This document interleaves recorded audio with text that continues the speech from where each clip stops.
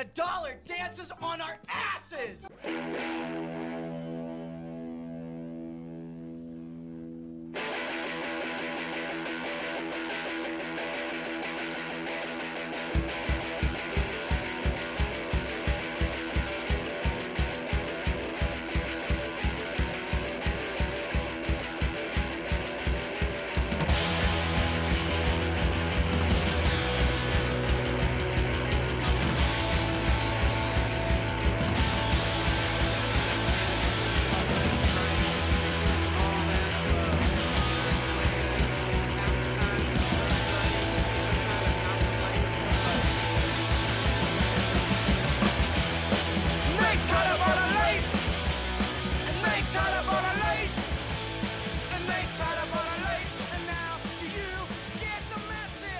What's up?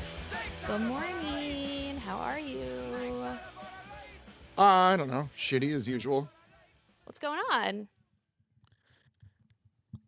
Should we introduce ourselves in the beginning of the podcast like other hosts do? Like, Nobody cares. Everybody who's listening to this knows, and if they don't, they'll figure it out. what about our new listeners? There's no new listeners. I'm Lindsay. That's Ryan. Do you want to do this or not? I thought we were doing it.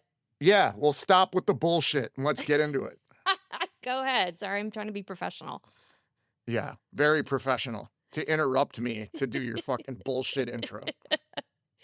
Why are you shitty, Ryan? What's going on? I don't know. I'm just kind of irritated by everything again. The free shirt thing was by and large a success, but like you wouldn't fucking believe how many people are just like shitty about taking two. Like You know what I mean? They put two in their cart. Yeah. Which whatever, like I wouldn't do that to a small business who was offering you something free, but whatever. And then when I'm like, yo, it's one per, it says it in the goddamn thing. Let me put two. Oh my God. Just because you can doesn't mean you should. First Definitely. off, I can be a Nazi if I want. Yeah. You can do a lot of things. But, and whatever. But then there's the like percentage of people who are like, well, fuck it then. I don't want it. If I can't have two, I don't want Are you want it at all. serious? That Yeah. happened? Yeah. Multiple times. That's it's crazy. just like, man, fuck you. God damn it. First off, these are mostly people in their 40s, 30s, 40s. You're grown-ass adults. For sure. Why you taking multiple pieces of candy out of the free Halloween candy thing? You know what I mean? Yeah. Even most kids know not to do that when they're trick-or-treating. So, and my favorite one has been like, well, one's for my my girlfriend. Well, Yeah, I know other people too. You know what I mean? I also have friends and partners and other people I could give stuff to. But then have So- your girlfriend do it. For the most part, most people are like, they think they're just like realizing like, oops, yeah, that was dumb. Yeah.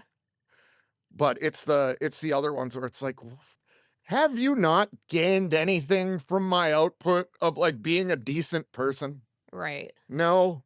God, it's frustrating. Yeah, that sucks. I think I did have one person in the comments who was like apologizing because they accidentally ordered the wrong size and they like wanted us to cancel one of the orders. That's how you deal with that shit? Is it social media comments? Jesus fucking Christ, Well, no, people. in fairness, she sent me a DM on Instagram. Also, Which that's not how this works. no, it's not. I don't have anything to do with like the shop or anything really, which I guess can be confusing. Like it is the anxious and angry Instagram. Maybe we need to figure out. Zero that. companies ever Yeah. in the history of the Milky Way deal with things via social media Yeah. other than promotion. Yeah. Anyway, it's just like it's made me be like, what fucking planet do I live on here? Right. Where like I'm trying to do a nice fucking thing and everyone's making it so goddamn difficult. Yeah, it's really I'm kind gonna of type my address in and get free shirt. End. right. I don't know. No, I mean So that sucks because it sounds like you're going to be really busy sending these shirts out.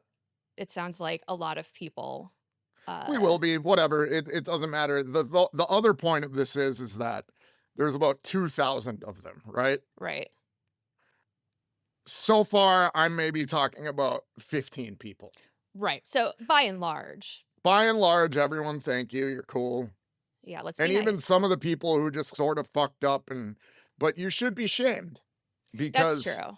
you can't constantly take as much as you want. It's a lesson we're teaching here.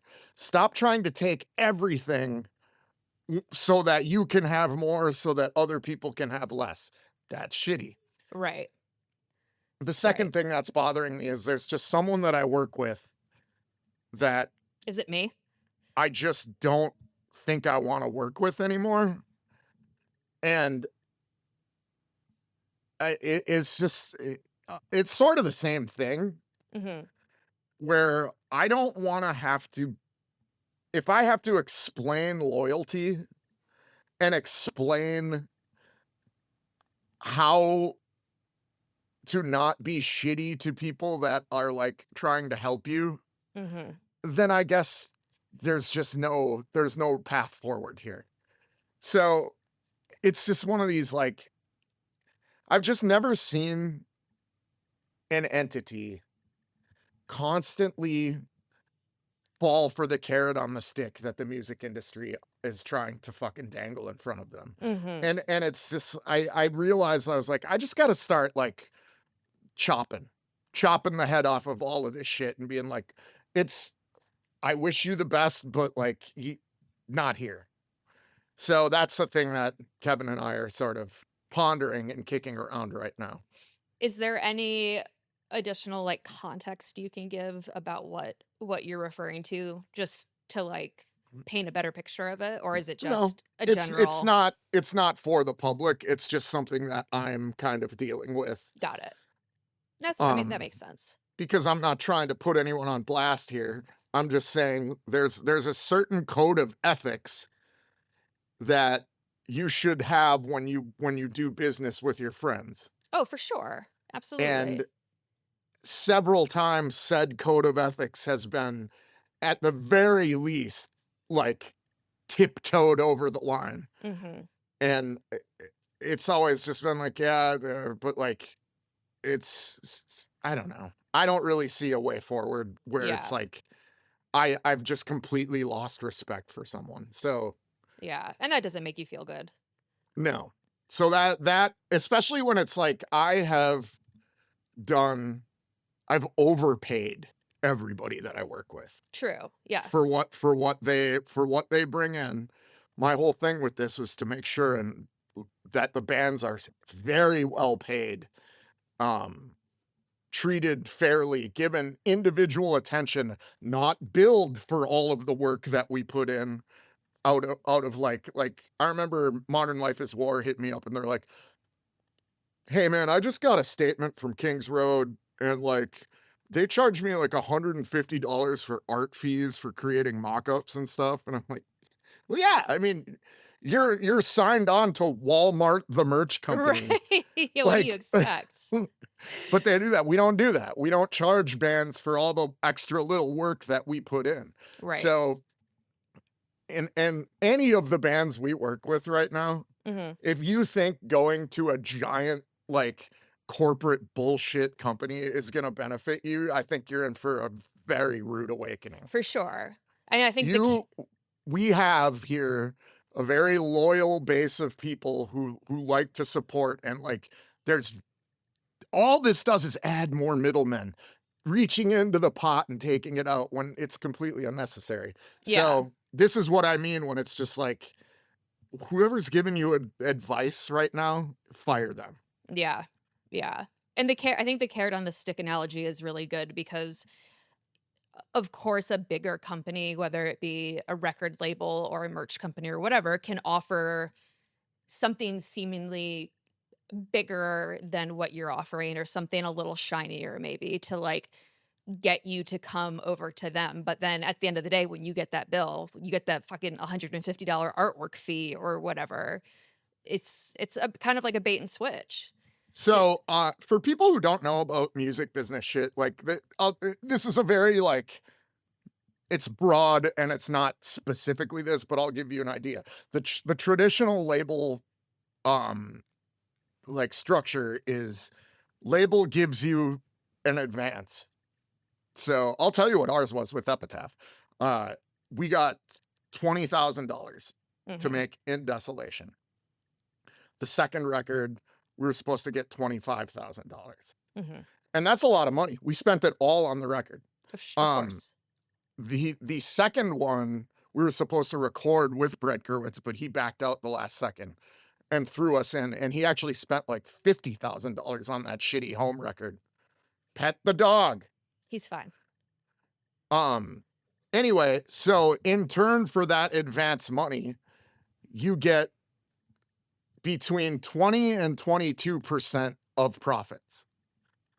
Okay. Now, the label gets 80%. And that's like a pretty standard like music business deal. Record labels, they give you all this money in advance, but they recoup it. You never ever see that money. Right. They're not giving you $20,000 for you to have. They're giving you $20,000 to make them a product that they then keep the money for basically forever. It's and in turn, you're hoping that like, oh, hopefully this gets big enough and like we can make our money elsewhere. But you're basically just giving away your music, right? Yeah. Now, we signed our first record label or record deal before streaming existed.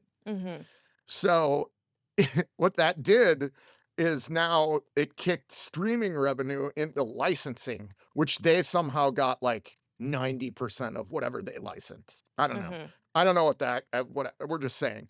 So I don't get anything from the streaming shit. And we have millions and millions and millions of streams, right? So in our personal thing, that's just me and Kevin, like, right? We're not a huge label, we're not anything, but we have the physical distribution of a lot of these labels, which means that it's in the same places record stores can buy it from that most do, right? It's independent and we try and keep it that way, which is dope. Instead of the 20% to the band, we flip that around and give 75% of all profits to bands, right? It's the reverse record deal. They keep all of their streaming. They keep all of that. Like that's the deal that we offer. It's a standard deal. It can be tweaked forever. You're never going to get a better deal in the day and age of like how this works, how much it's changed since we first did our record deal, right? Right. You're never, ever going to find someone that's going to give you 75% of profits, ever. Right, of course. So it's just, you need to like kind of, as a band, be on the lookout for shit like that. The old record deal is like, it's a bad deal. Especially. And that's why you find a lot of these bigger bands that come out, they don't fucking do that shit. They sign exclusive deals with different things that record labels used to do for you. It's kind of funny. You can basically just kind of do everything that a record label does by hiring the individual thing. Well, we'll give you a marketing budget. No, I'll just hire this guy to do that. Yeah. And then I retain all of my money. Well, we get you great publicity. No, I'll hire the publicist who's just doing that for this. Like, yeah. So it's interesting to see some of these bands still like just not taking advantage of that method. And this isn't even really particularly towards what I'm talking about, but just expanding on how much this music business has changed and how much more you can do by yourself. Like when you upload your record to a digital distributor, it just goes everywhere, right? It's one click, it's on all the big streaming things, boom, you're done. The world has your music now. Mm-hmm. So that was one of the biggest deals before, was like, how do I get my music out to the world? Right. Like that. That's it. It's done. So other than promoting it, I don't know. I just don't really get why you would want to sign away 80% of all of your money to that.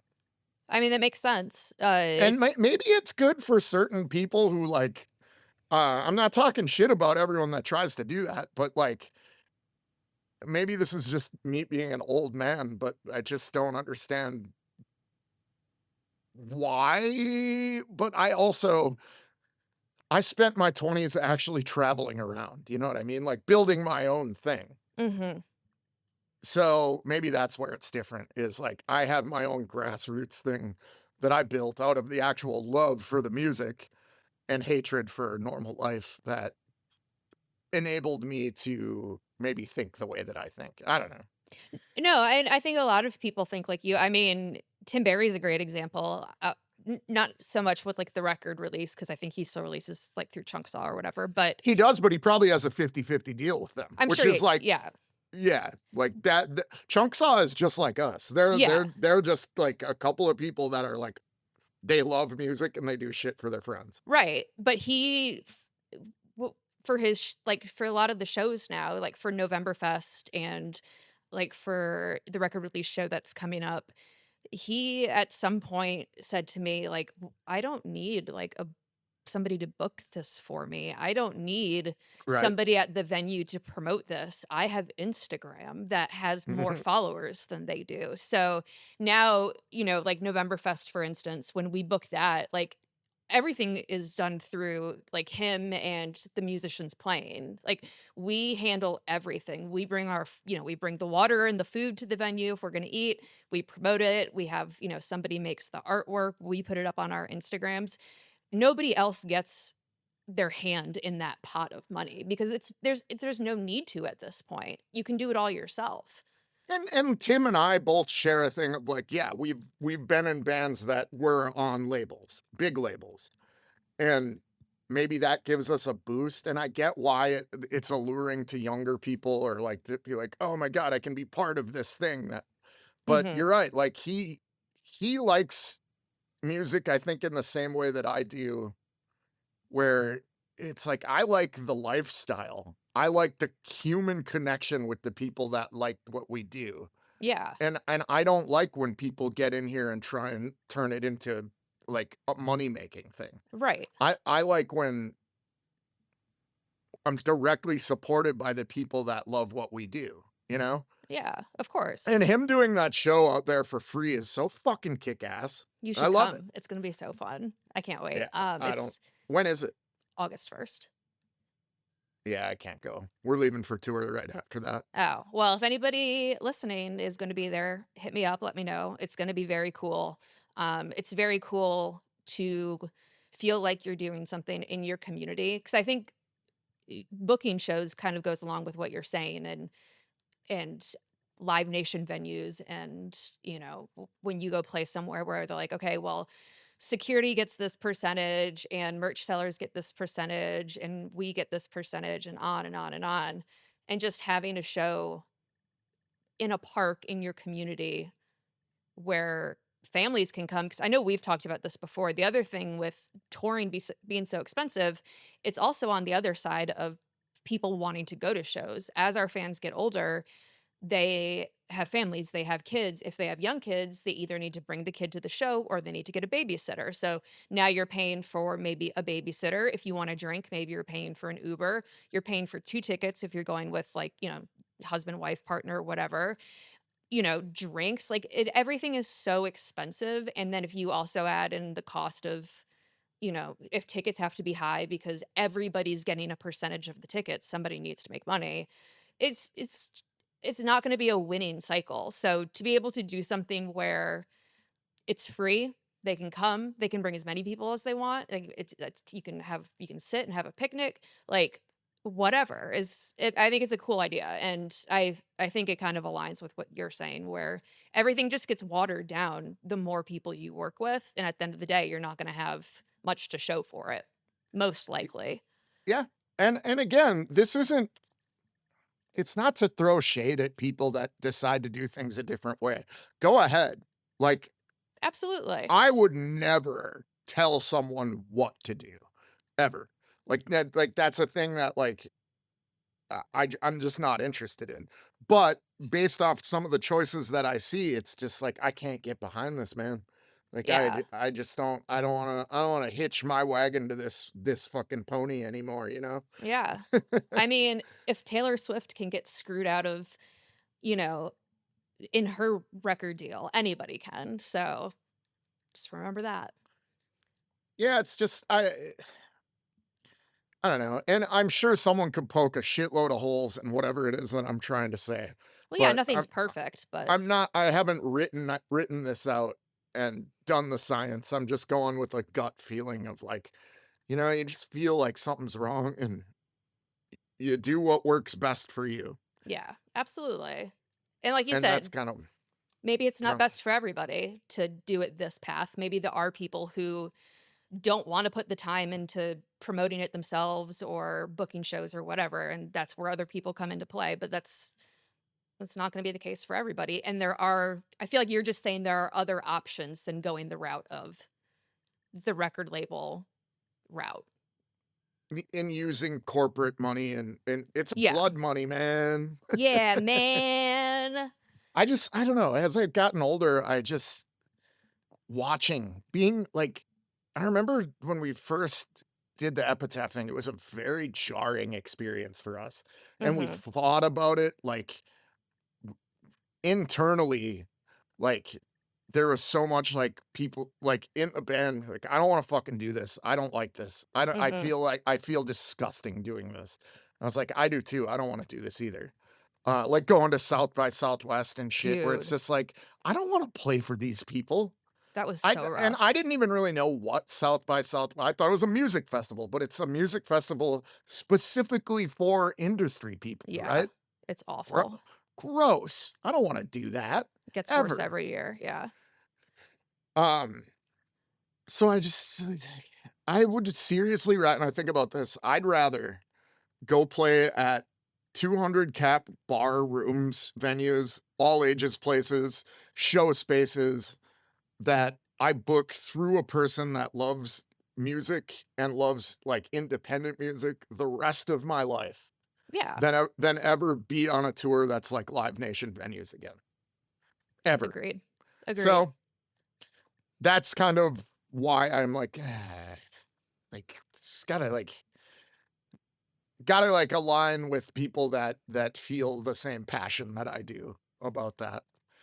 Um, but yeah, I don't know. That's why I went and had a talk with Kevin this morning about that, where I was just like, I gotta talk to you, and he got all scared Oh because I no. pulled up a chair. I was like, we Oh need to God. talk.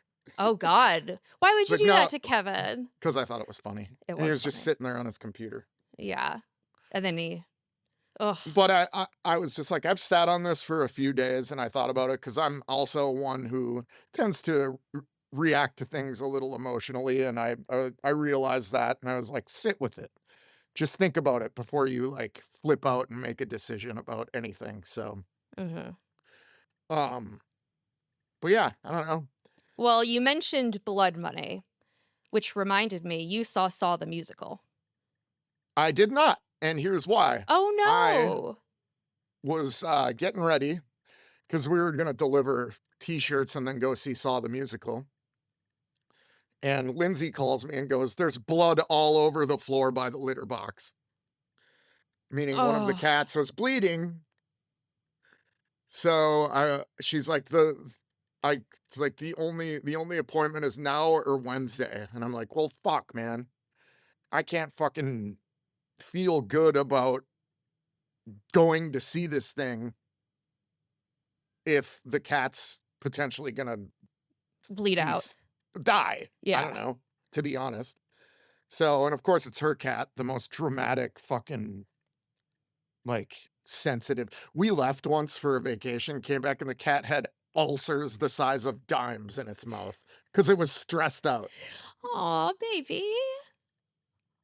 Anyway, so I was just like, you know what? if the only appointment is not, just go take the fucking cat. We'll skip the musical. I'll find someone that'll want to go. It's no big deal. As long as I can get someone to go do it. So I called up or I hit up my friends at the horror house in Chicago, the horror memorabilia store and shit. And Vinny, my buddy who owns that place, was like, "Oh yeah, I'll find someone to go. Like, if not, I'll go." He's like, "I had tickets in the Splash Zone for Evil Dead the musical," and I was like, "Of course, this guy's been to one of That's these kick before." ass. Yeah. So he texts me at like 2 a.m. and he goes, "Dude, it was awesome." Oh. And he sent me pictures of. I'll send them to you. Okay. Sent me pictures of him and shit. And like it Oh was. man. I'm just glad that like those tickets were like $160 each. Oof. And yeah, it was very expensive, and it was the one thing that I sort of splurged on myself for. So I Yeah. was just like, it's as long as someone gets these. And the cool thing is, the horror house like 2 weeks ago sent me a box of shit just to have. Oh, that's It had like nice. 7 t-shirts in it, like Laura Palmer t-shirt, like a Yeah. Texas Chainsaw t-shirt, all sorts of cool shit. And I was able to sort of return a signed Twin Peaks thing. Oh, nice. Well, that was Uh, nice that you were able to give them the tickets then. Totally. So it worked out in a way where it was like, okay, well, at least these guys got to go. Okay. So Well, I'm didn't get to see sorry. Saw the musical. Here's the kicker. Cat's Go fine. in, get the blood work done. Cat's never been better. They're like, fucking They're this like, Jesus cat. Christ, is this a cat or a superhero? God damn it. So where was the blood from? I don't know, man, but I was sitting there watching a movie and I looked over and saw a mouse run under the fridge and the cat just go and sat by the fridge for like 2 days, Oh God. cornering that mouse. So So maybe it was a mouse. it kind of sucks. We've been sort of sealing up every piece of the house where we think the mice are getting in. So I'm working on it. I'm like Okay. on the roof trying to seal up holes where I think bats can get I in. was gonna say, what about them bats? So I'm working on it. Okay. I don't know where or how, if there's one tiny crack, the mice can get in. Oh So yeah. we're trying to figure it out. But that was the first mouse I've seen in like 2 years. Well, that's good. That means you're getting somewhere. Hopefully. Did I ever tell you about the time we had a rat in our house, our old house in Richmond? Oh God. Well, this doesn't surprise me. That was kind of a rinky-dink house. Oh yeah, it was falling down, but the rent was $750 a month. It wasn't a bad house. I'm not talking shit, but I could see there being. Oh yeah, Did the rat have a wife beater on? dude. Yeah, PBR can in its hand is crazy. No, we had been hearing noises like in the walls, and we're like, is it a squirrel? Because it sounded like maybe in the attic. Is it a squirrel? Is it a mouse? So we ended up we thought it was mice. We put some mice traps out, never caught anything. Hmm. So the way my house was set up, it was like the living room, and then directly next to it was the dining room. And there was like kind of a little cutoff, but you could basically see right into the dining room from the living room. So one night we're sitting on the couch. All the lights in the dining room are off. It's dark in there. Me, Colin, Ozzy, and we hear this like scratching noise. Hmm. Pause the TV. We're like, what the fuck is that? You're like, so Colin sneaks into the dining room, turns the light on, and there is a giant rat sitting in Ozzy's food bowl eating his food. And Ozzy looks over from the couch, sees the rat in his food bowl, kind of gives it a little like, what's up, dude? And then just goes back to sleep. Does not give a shit. It's like, that's my buddy. That's like my guy who I give my food to all Well, the that's time. Terrence. Yeah, that's Terrence, my best friend Terrence. Yeah, so we ended up putting like a big plastic like bin over it and then took it down to like the river and let it go. But the reason that the mice traps weren't catching anything was because it was a giant ass rat. God damn. Yeah. And we caught one more after that. The scary thing about that is like those motherfuckers, they can get in through pipes, and it's not just like holes in your house. No. They can come up through the sewer. Yeah. Through your toilet. Like Yeah. they'll get you. I've watched a lot of like because of this house, I'm like, well, I hope there's no rats in here, which I don't think there are, but watching videos of like rat infestations in Oh, houses, and they have to like they bash the walls in, and they're like, well, here's your problem. There's like a pipe with a hole in it, and they're like rats. They put a camera, and the rats would come out by like the dozens. Ugh. like they're gross, but they're also like kind of cute. They're Like just squirrels, basically. yeah, they're cute when they're like I think solo. As a crew, they're disgusting. Yeah. But if you just have one like hanging out, they're not so bad. We don't really have them. Like they give the mice here in New York birth control. That was like a Really? big thing that they did, and we very rarely see rats now. It's kind of wild. But I'm also living in a socialist paradise over here. Yeah. We've frozen the rent. We've Did you see Trump? Did you see Trump talking about how that is gonna end the world? no did they? Yeah, he did a whole speech about how it's going to ruin the world because they're not allowed to raise rent, For 2 years in one and how city. landlords are gonna go broke. Maybe Like, they who the fuck is this guy talking to? maybe the landlords should work a little harder, make a little bit more money, pull themselves up by the bootstraps. Yeah. The New York Post has really been on one because this last round of elections, all these socialists won like local seats here.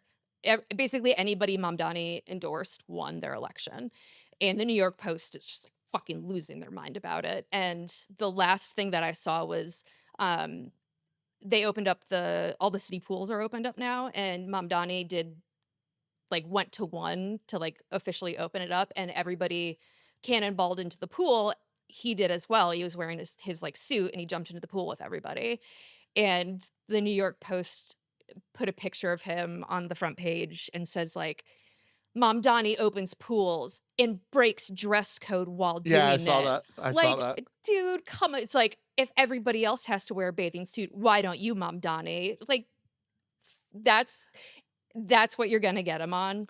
That's all you have on him. I think if you find that particular New York Post thing, you'll find a comment from me that says, "Oh my God, shut the fuck up." It's wild. It's like it's kind of like Obama with the tan suit. You remember that like whole thing? Oh yeah. It's like that. It's like they have nothing else to get him on, so they're like, you wore a tie in a pool.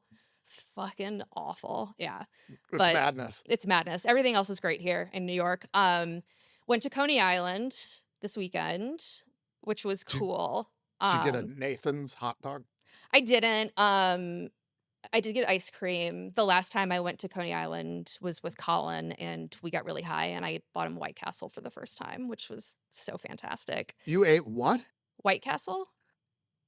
Oh, made him eat White Castle. Yeah, yeah. I was like, you've eaten White Castle, you Oh, yeah. lying bitch. No, and I used to hate White Castle, and then I started getting high. Oh, And yeah. That's the turns- secret turns ingredient. out when you're high, it's really good.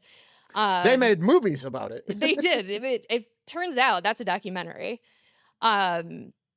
But I was kind of like along with Coney Island, obviously, in kind of the whole like Americana vibe of that. I was, of course, also thinking about the Great American State Fair that's happening right now in Washington, D.C. God, That's pretty wild. it's funny because I sat on the porch while it was raining. It rained for like an hour. I like to sit on my porch when it rains. It's really nice. And I was talking to Lindsay about that, and I was like, it's a shame because this, in theory, is a really great idea. It like Absolutely. it could be so cool to have like each state have a thing that like sort of sells you on what the state is. They could make sure. it cool, but because it's Trump and because it's like it's just got this like cloud of darkness over it. Mhm. Everyone fucking phoned it in. Yep. And they like cut costs. They did all this shit and they made it a partisan thing. And it's a bummer instead of what is. could be a really, really great just example of like what makes this awesome ass country Yeah. So cool, because we've talked about this a million times. I love this country. I love the land. I love the fact that we're all different and we all come from different backgrounds and we all exist. And he has this way of just pitting us against Yeah. each other through all bullshit. And It's he such a even did it with bummer. this thing. I know. It's a once in a generation thing that we could have seen. And the Smithsonian uh, came out with a statement saying that there had been a plan in place, that there was all this money allocated towards it, and they had musicians and artists who wanted to perform and be a part of it because it was under the banner of the Smithsonian. And then Trump basically took all that money and put it elsewhere, and then he took over and made it what it is, which is nothing, essentially, now. So My favorite though, and this isn't really here or there, and you can't really put this on anyone, but the guy dressed as Uncle Sam who got arrested for jerking off at it. That's because pretty it's a awesome. crime to love America so much now. Just jerking it at the state fair, dressed as Uncle Sam. What the fuck? That's so kick-ass. Oh my God. Yeah, Like, that if was you're wild. talking about, public indecency or being a sex offender, dressing as Uncle Sam and jerking it at the state fair, pardon the man. Pardon him. Put him. Pardon him. Oh my God. Um, well, I had a fun little story that I learned about. I was kind of like deep diving like Coney Island Americana, like carnival type shit, because the carnival is such like an American thing. Uh-huh. If you go out to Wisconsin Dells where Barnum and Bailey started, and so being in Coney Island, there's a level of like creepiness to Coney Island, I think too, where everything's just a little dirty and broken. Mhm. So anyway, I was just like going down this rabbit hole of um like American carnival stuff. Have you heard about the Laugh in the Dark corpse? Nope. Can I tell you about it real quick? Yeah. Okay. So back in 1880, this man, McCurdy, became a bank robber basically because there was a downturn in the economy. He used to be a plumber, um, lost his mom and his grandfather, started drinking, and then there was a downturn in the economy and became a robber. He was very bad at it. He started robbing trains and banks after getting out of the army. And when he was in the army, he learned how to make bombs with nitroglycerin.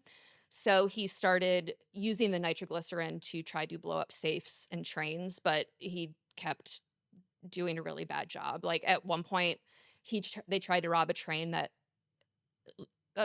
they said had $400,000 on it in a safe, and they ended up accidentally robbing the wrong train and only got away with $46, which they robbed from just people's pockets on the train. And then he Mhm. would blow up safes and like all the money would melt because the explosion would be too big. Anyway, he was eventually killed in a shootout, and he didn't have any other family, so his body was unclaimed. And the guy who embalmed his body said, "I'm not going to bury him until somebody pays me for this. So he either needs to be claimed or somebody needs to pay me." Neither of those things either happened. So he decided to exhibit the body. So he did some sort of embalming, which basically keeps everything from decaying for a longer period of time. And he like put it out on the street, on like the street corner, as like the gangster who wouldn't die or something like that, or who, I can't remember what they called him, but it was something silly. Anyway, at some point, two men contact the funeral director and say, "Oh, this was my brother." And so they wanted the body. So they came and claimed the body, but they were not his brothers. They were actually two men who owned a carnival. So they started displaying the body at the carnival until 1922, when the body was bought by another guy who had a traveling museum of crime. So, which sounds You this all, realize that this sounds like one of the times you try and tell a joke, and I it's swear really to God, though, long, no, I and, know. like, you're gonna be like, "But it wasn't a carnival, it was a corning hole," or some No, joke I like that. swear to God, it's not. Okay, It's so not. continue. This is a real story. It does sound like a long setup, but it's not. Um, So it went from the carnival to the Traveling Museum of Crime, which had wax replicas, but now they're also displaying this one real body along with the wax replicas. That eventually became part of something called the Great American Foot Race in 1928, which was apparently a race from Los Angeles to New York, which sounds awesome. Back in 19, that sounds like what The Great Escape or whatever that movie Yeah, was. yeah. So it became part of a traveling sideshow for the Great American Foot Race. Then the body was bought by a movie director because he wanted to have the body displayed in a movie theater for his movie called Narcotic, and they were calling this body the Dead Dope Fiend. Okay. So it was displayed in movie theaters until the director died, and then it was placed in storage until 1949. In 1967, the body was lent to another director for a movie called She Freak, and was used in the movie as a prop. Then the body was sold to the Hollywood Wax Museum for $10,000, and for some reason then went to Mount Rushmore to be displayed at Mount Rushmore. So all these things so far sound way better than the Great American State Fair, I think. Then after it went to Mount Rushmore, it was given back to the guy, but it had been like very badly damaged. Like an ear fell off. I think its nose fell off. And the guy was like, I can't display this anymore. This is too gruesome. So that guy then sold it to a guy named Ed Learsh, who was part owner of a place called the Pike, which is an amusement park in LA. And they left it in a funhouse exhibit until then. In 1976, the show The $1 Million Man was filming scenes at the Pike amusement park, and a prop guy went to move the prop off of, there was like this body hanging in a gallows that he was like, oh, this is a prop. And then he went to move it and the guy's arm fell off, and it was this guy's body just like hanging there in this fun house that people walked through and walked by, and they're like, look at this wax body hanging, but it wasn't. It was McCurdys' real body the whole time, which they didn't realize until this guy's fucking arm fell off. Who did that? With the guy moving it for the prop guy for the $1 Million Man, they were shooting the TV show, and he's like, oh, I got to move this prop out of the way. No, I'm saying who put it up there? Oh, Ed Learsh, this guy who owned, I guess he put it up there, and then he died probably, and nobody knew it was a real body. So it just hung there, and it became mummified. So when they realized it was a real body, they called the police. They did an autopsy on it, and they ended up taking its jaw off to try to do dental comparisons. And in its jaw was a 1924 penny and a ticket stub to Sonny's Museum of Crime, which that body was a part of back in the 20s. So then they were able to like match it up, did all this research, tracing this body's travels, I guess, back to the very beginning. And then somebody in Oklahoma offered to bury it, and it had a funeral where 300 people came out, and they gave him a proper burial finally in Wow. like 1980 something. So you're saying the moral of the story is if you really suck at something and nobody likes you, hang them up in a museum for a while, and people will forget about how big of a piece of shit you were and how much you sucked. And I then mean, you'll finally get the respect you you deserve. finally get your burial with 300 people. But I just thought that was so crazy, and also like a very interesting way to track kind of what America was into, like the traveling crime, like the dope fiends, the foot race, the amusement park. And then there is a horror movie based on this that I think came out in the 80s called Laugh in the Dark, because that was the name of the fun house that he was in. But it's a true Oh, story. I'm in. I want to watch that movie. That sounds cool. So Laugh in the That's Dark. an interesting piece of history. I'd never heard of such a thing. Yeah, it's it's gruesome, but it's, like I said, it's an interesting way to trace kind of American pop culture history almost, and like how we went from, displaying a dead body because he was a bank robber to shooting to this horror like funhouse thing, and then like all the stops in between that this body went through. And 'Cause now Vanilla Ice. and now Vanilla Ice, and here we are with Vanilla Ice. You know, Vanilla Ice playing that thing, Dude. it's not even that bad. Like, how could he possibly be any more disliked, right? The other night, I was listening to the Extreme. Mm-hmm. That record's so bad. Yeah. And like it's so fucking funny. Like we were just listening to it on the phone. I wound up on Color Me Bad and like all this Oh, other shit. shit, but it was kind of sick. But like you know that he went through a new metal era, right? I absolutely did not know that. Yeah. No, he most certainly had some, and it was heavy. Really? It's so funny. Yeah, he has like 2 or 3 records in the middle of his career that are just straight up like yeah. Did he go by Vanilla Ice then, or Yeah. was it really? Stayed Vanilla Ice, yeah. Yeah, you'll have to check that out. But I don't think he does that anymore, but I feel like he should. Yeah, absolutely he should. But anyway, like he's just such like an American clown and kind of always has been, to the point where like he can't be harmed by doing that thing. I mean, Like that's his a good point, reputation yeah. can't get any worse with people like as like American clown. And I'm not even trying to be mean to him, which I could be, obviously, like, but why would he give a fuck? Yeah. He's like, oh, what? All these like fucking like people that already hate me are gonna hate me more. Fuck you. I mean, that's a good point. He doesn't have anything to lose. And for all of that, it's just funny that he got rained out. I know. Like, imagine you put yourself on the line, or like whatever's left of you, you put it on the line to do this thing, and then you don't even get to do it. Absolutely insane. What a world we Yesterday live in. was the 40th anniversary of the movie Labyrinth. Oh, really? Yeah, so we watched Labyrinth, and I was trying so hard to get the Google AI thing to tell me that the Goblin King is a diddler. What? Well, so the whole point, let me just real quick go into this, is that the Goblin King, David Bowie in that movie, is trying to get Sarah, Jennifer Connelly, to fall in love with him and marry him. Right. But Sarah's like fucking 14 years old or 15 years old in this movie, right? So by that, do the math there. He's a diddler, right? I mean, yeah, fair. He is. But it refuses to. It like finally takes a stand. You can get the AI thing to change its mind usually, but not on this one. It's like, no.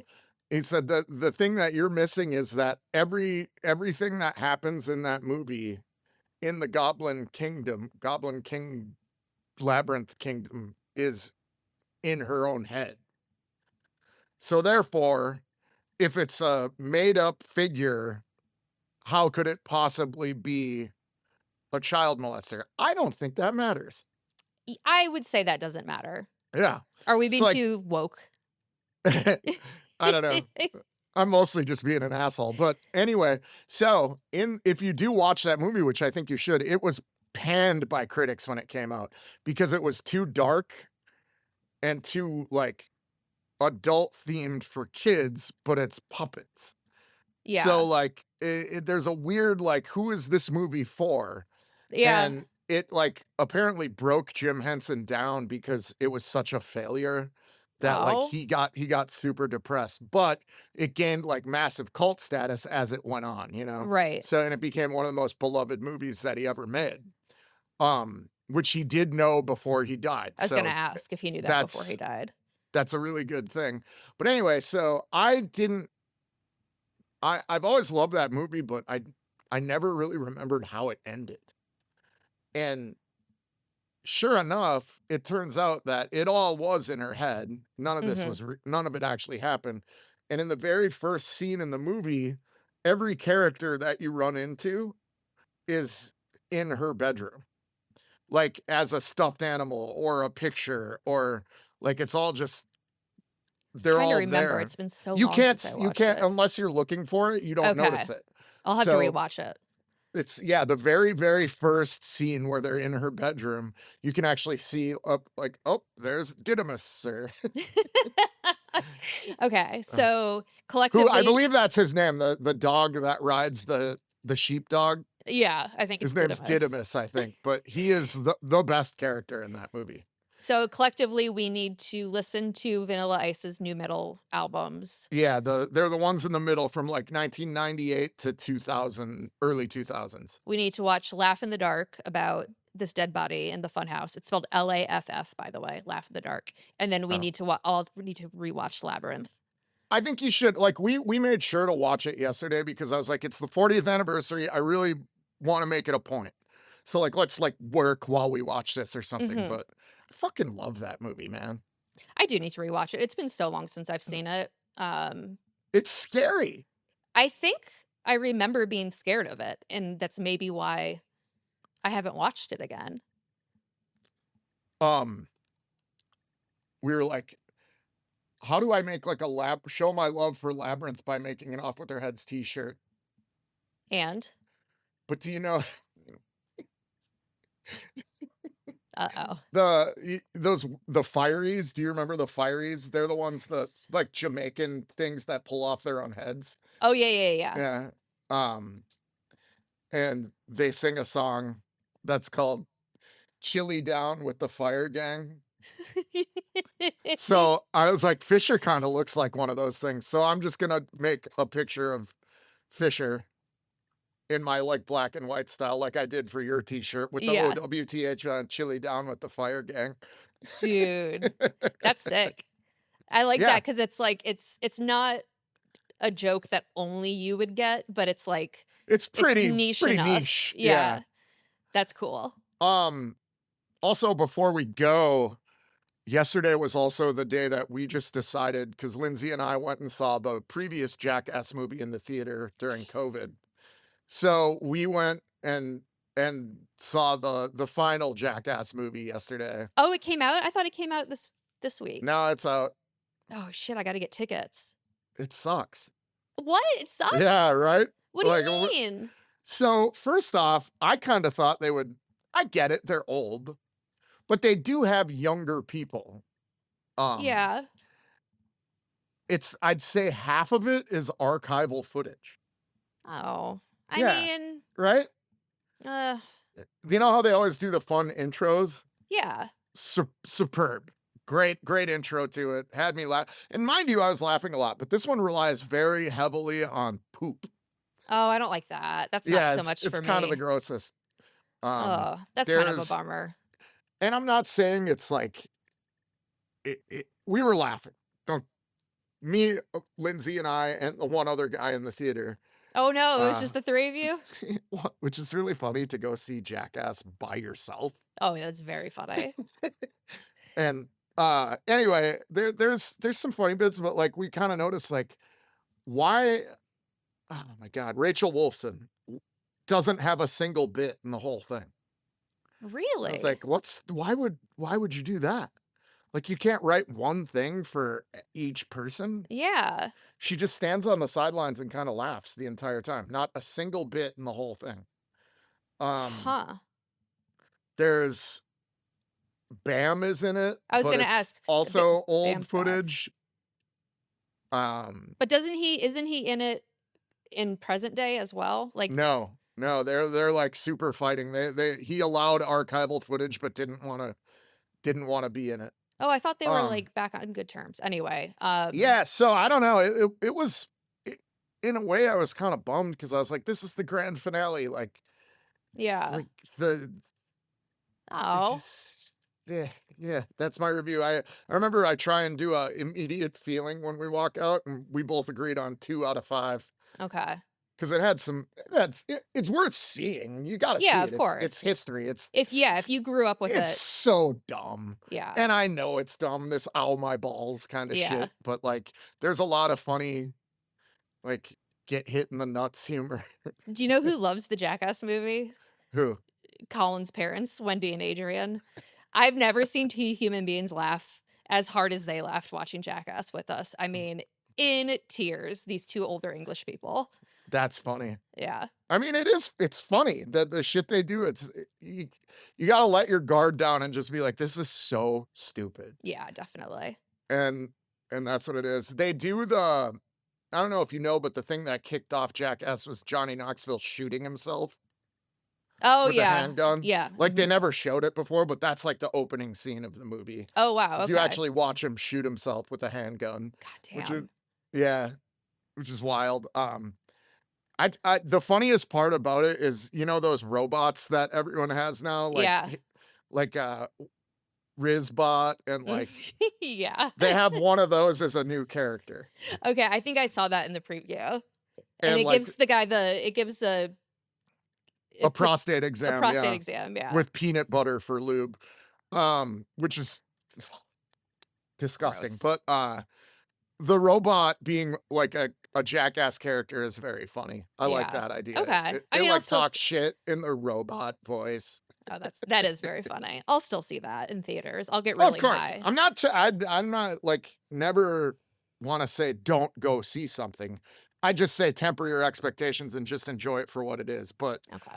I think they could've blasted out of the game a little harder, but Okay.